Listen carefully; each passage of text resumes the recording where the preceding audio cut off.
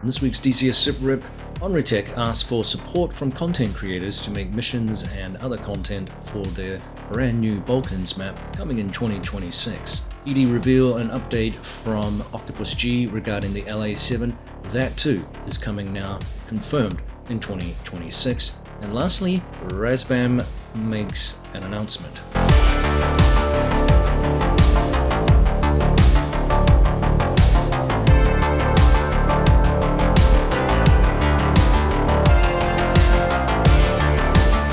Welcome back to the DCS SITREP. I'm your host, Prickly Hedgehog. Once again, we're talking about DCS World and I guess some other franchises too. But DCS World is known as the world's premier combat flight simulator for the home PC right now. So we'll tuck into the first portion of today's video, which looks at some announcements and of course this magnificent sale that's going on right now, the Thanksgiving sale. Now, if you're not familiar with this is a big one. This allows you to purchase some fantastic aircraft, campaigns, maps, etc. with significant discounts. So, as I always say, gather ye aircraft, etc. while ye may, because you can kind of bundle here. So, let's say, for example, you want the F-14 Tomcat, which is 25% off right now, and then you can go and take a look at some of the maps that accompany this particular aircraft with regards to certain campaigns. Let's say, for example, Reflected Simulations and his Zone 5 campaign, or the Speed and Angels campaign for the Tomcat, which is set in Nevada. Take some money off that combo and you can really get some good savings. So as I said, 25% off the Tomcat, 40% off the Hornet right now, which is magnificent, 50% off the Apache, 50% off the A-10C2 tank killer, 40% off the Super Carrier. Again, you could bundle that with the Hornet as well. Great addition to flying that particular aircraft around the boat there with the Super Carrier. And another example here, the DCS Syria map, 30% off. So as I said, bundle, save, and get some discounts there so that you can enhance your DCS experience.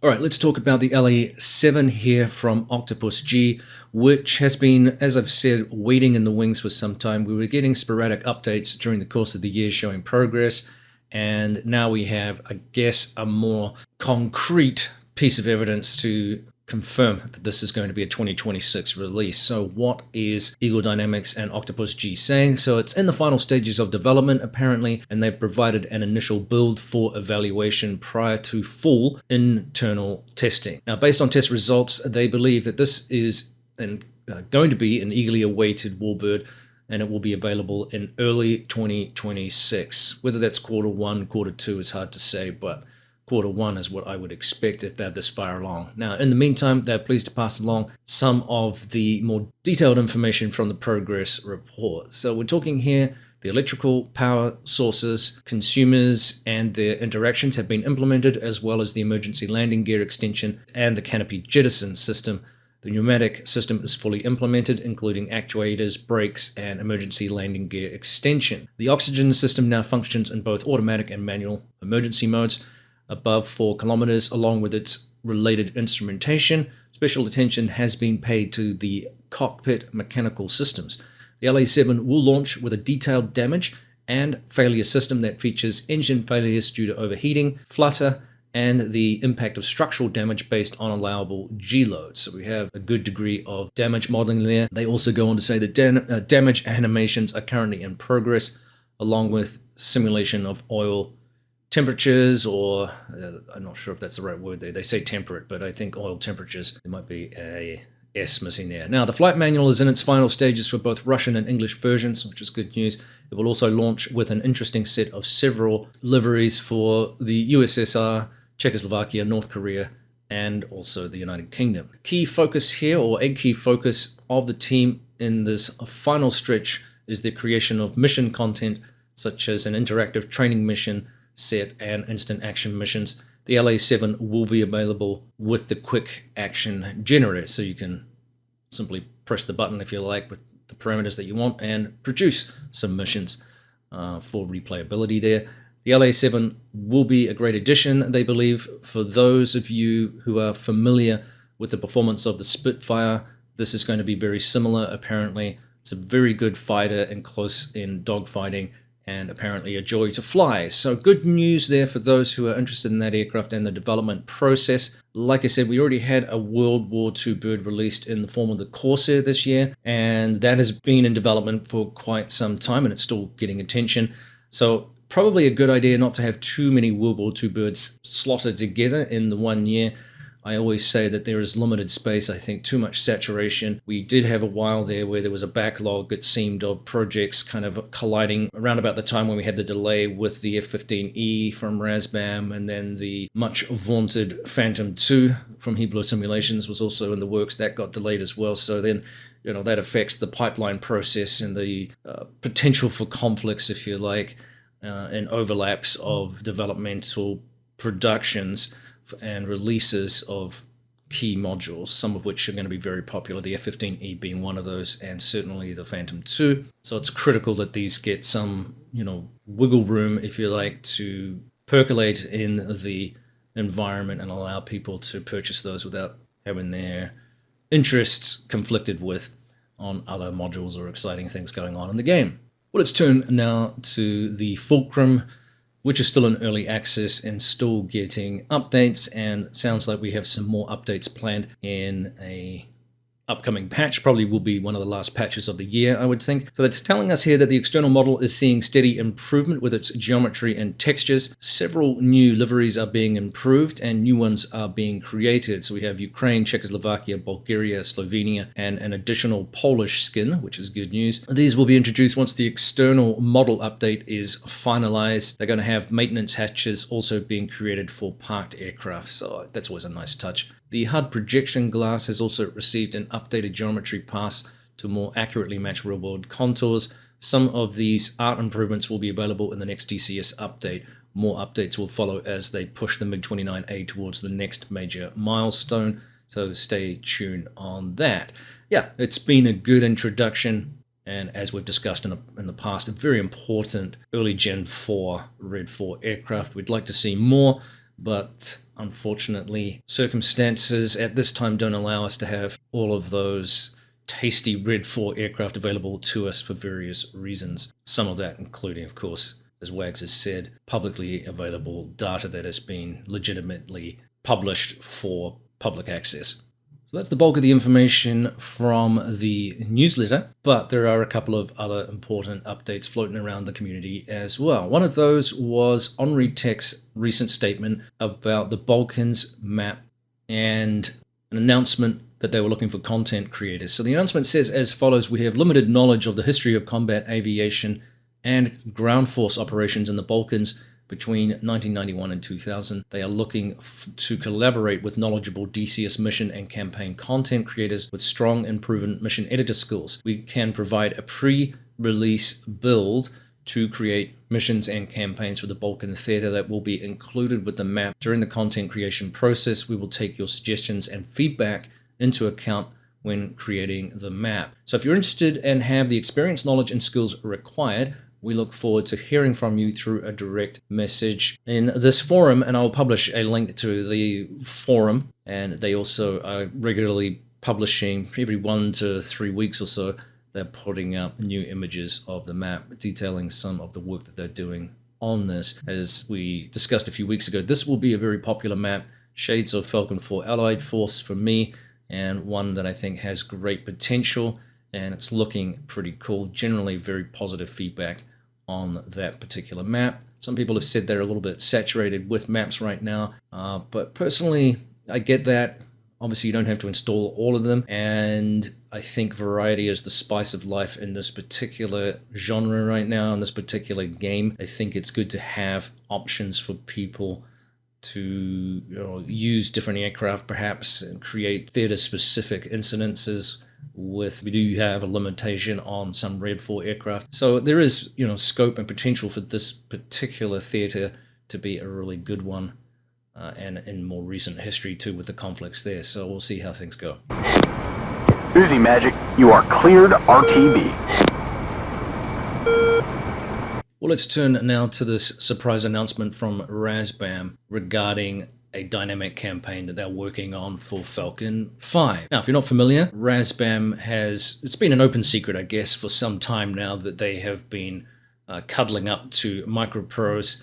Microprose, remember, probably 2, maybe 3 years ago now off the top of my head, announced that they were going to produce a new version of Falcon 4, resurrecting a franchise that hasn't been around for close to 30 years. Remember, it was produced back in the 90s, and a dedicated team of enthusiasts have kept that franchise alive once they were able to get hold of the source code, which was a pretty daring thing from one of the developers for the team who produced the dynamic campaign that many of you will be familiar with, and which has still a lot of chops despite its very long existence within that particular franchise. So we have a resurrection announcement, and then probably maybe a year or so later, we started seeing clues that Razbam was working with Microprose. And particularly post the blow-up between ED and Razbam over the intellectual property fight, and then we saw the basically pulling of the plug from Razbam in terms of ongoing development for the aircraft that they have in the game right now. The two biggies being, of course, the Mirage, which has tremendous support and is a very good aircraft, and then the last iteration of a third-party module, which is the F-15E, which they did a really nice job of, and it is devastating that this aircraft is sort of effectively gathering code dust because of a lack of ability to, or willingness right now, I suppose is the key term, a lack of willingness to produce any further content and development on it while this impasse between the two teams continues. Now, I suspect it's a little bit of a shot at, or a dig at, Eagle Dynamics, this dynamic campaign announcement. And as you can see on the screen here, the phrase here, or the phrasing is that the design phase of the Falcon 5 dynamic campaign was completed this summer, and the development now is at full speed. So they came up with an idea of what it might look like, and now they're working presumably on laying down code. So what can we take from this? Well, we don't know how long it's going to take to build a dynamic campaign. We know, looking at Eagle Dynamics, it's taking them probably far longer than what they expected, and this is something that was hinted at a little bit with Wags in the interview with Deepak, which you may have seen a few weeks ago. And one of the challenges for Eagle Dynamics with the dynamic campaign is working on changing the AI within the game so that it better functions around things like air tasking and the ATC components, which need an overhaul. Many of you have pointed this out, and it's no secret that it certainly can be a little bit clunky. The question would be, what happens when you have mass numbers of units needing to be launched and recovered from, say, a particular airfield or airfields, and you have this grand campaign going on? Will the game be able to handle all of that, especially with these very high fidelity modules? So there's lots and lots of variables there that appear to need to be ironed out. We're talking a new user interface as well that's going to be completely separate from what we have with the current UI, certainly even in the mission editing system. So there's a lot going on with this development process, which, as I've said, is taking the team a lot longer than what they expected. So it's all these questions really about where Falcon 5 and Microprose and Ron Zambrano and the team are at with producing this. We haven't seen any indication of what the game engine is going to be, as far as I know. I mean, I could be wrong about that. There may have been some indication of what they were going to use. In other words, is it going to be a proprietary game engine, or is it going to be one that uses, say, like the Unreal Engine as an example? What are they going to use to create the game? We haven't seen any tangible evidence of what the game might look like. That's still under wraps by the sounds of things. We don't know who's producing the F-16 for it, as an example. Is it going to be a Ron Zambrano F-16? Is it going to be an in-house Microprose F-16? Is Ron Zambrano and the team the primary content creator for other aircraft in the game, say, for example, the Mirage, say, for example, the F-15E and the Harrier? Are these aircraft going to be inserted into this game? Is the MiG-23 that they promised for DCS World, is that going to be part of this campaign? So lots and lots of questions with regards to where they're at, who's producing content, what the content's going to look like, And people talk often on my channel that Eagle Dynamics needs competition. Fair enough. Certainly competition can be helpful.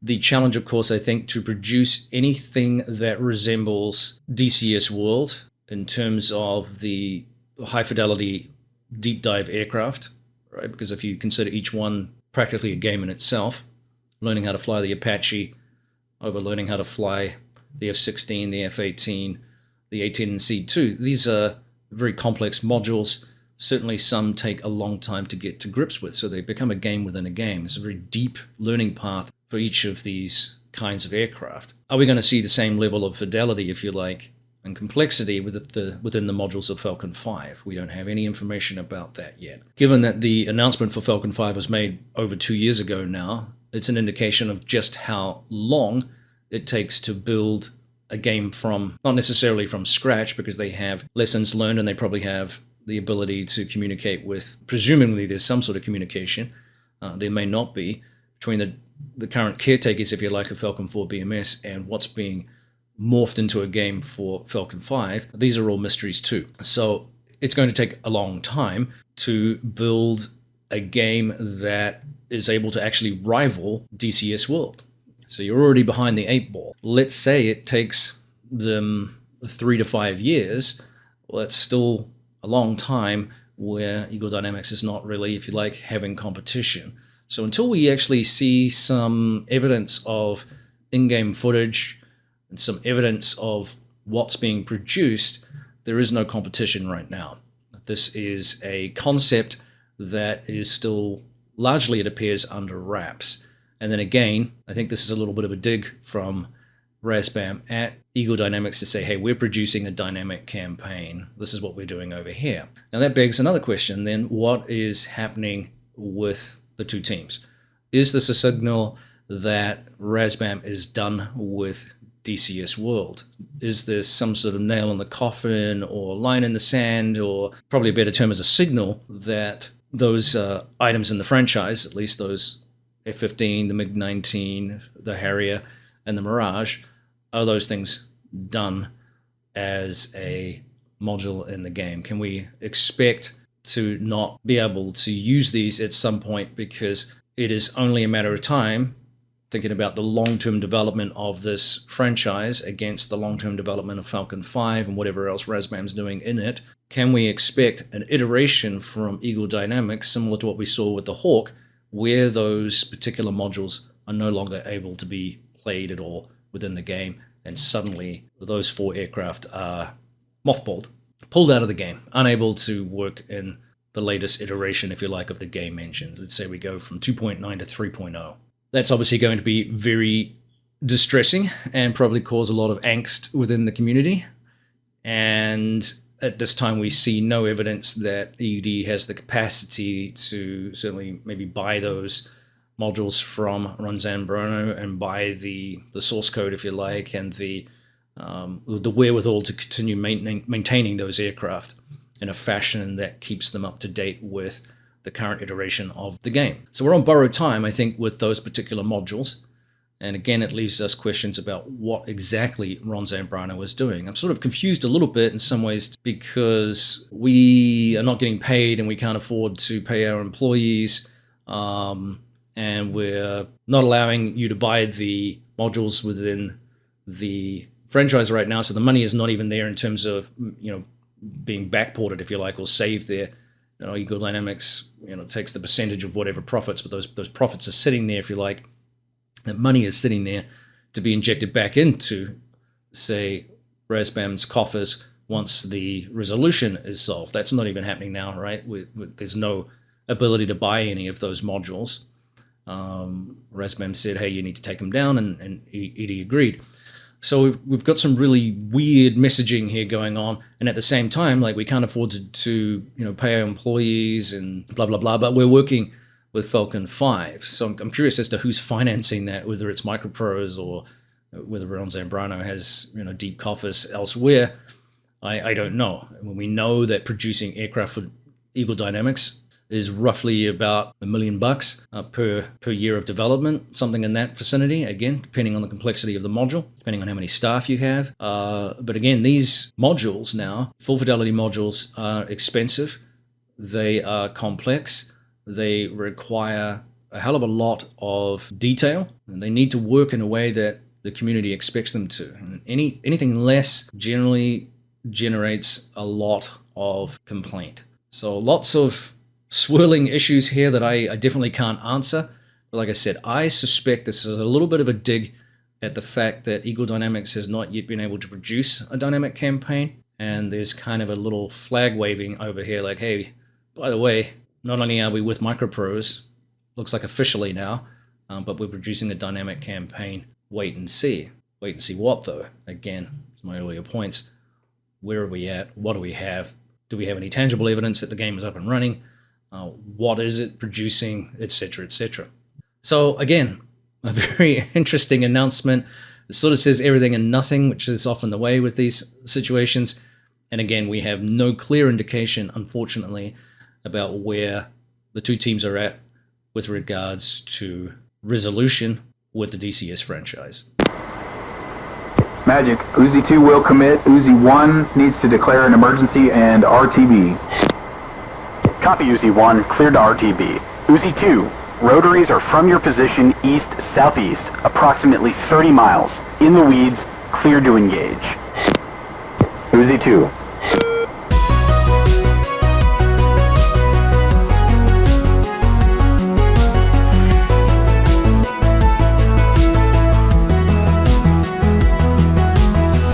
Right, wrapping up this week's video is a promotion from Pimax, a brand new one, the Maverick DCS Special Edition promotion, which is a limited collaboration between Pimax and DCS. It's created specifically for the flight sim community. So if you purchase any Pimax Crystal Super QLED model, either 50 ppd, 57 ppd, or the ultra wide, and you'll receive DCS's most iconic module, the FA-18C Hornet. Now it's normally valued at $79.99. You'll get this for free.